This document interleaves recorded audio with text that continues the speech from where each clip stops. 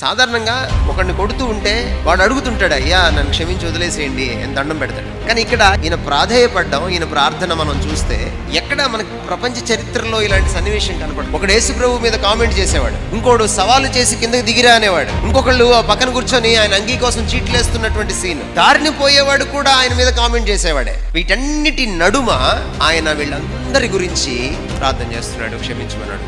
Because he had understood that they are not yet enlightened, they are blindfolded. బాధింపబడుతున్న బాధితుడు బాధించే వారి కోసం భగవంతుడిని ప్రార్థించడం, క్షమించమని. మహాపరిశుద్ధుడేమో పాపిని క్షమించగలుగుతున్నాడు, తోటి పాపిని క్షమించలేకపోతున్నాడు. If God being so holy can forgive us, why can't we being a fellow sinners can forgive our fellow sinners? మరొక యాంగిల్ కనపడుతుంది ఇక్కడ, ప్రేయర్ ఆఫ్ ఇంటర్సెషన్. నిజానికి ప్రార్థన చేయవలసింది వాళ్ళు, క్షమించమని. వాళ్ళకి ఆ రియలైజేషన్ కూడా లేదు, అందుకని వాళ్ళ పక్షాన ఆయన ప్రార్థన చేస్తారు. ఎక్కడైతే ప్రేమించే హృదయం ఉంటుందో అక్కడ ప్రార్థించే హృదయం కూడా ఉంటుంది. మీకు ఎవరైనా ప్రేమించడం చేత కావట్లేదు అనుకోండి, take it as a challenge. వెళ్ళి ప్రభు దగ్గర మోకరించండి, start praying about that person. వాడి గురించి ప్రార్థన చేయలేకపోతున్నాను ప్రభా అని ప్రార్థన చేయండి. ప్రార్థన చేయడం వస్తుంది.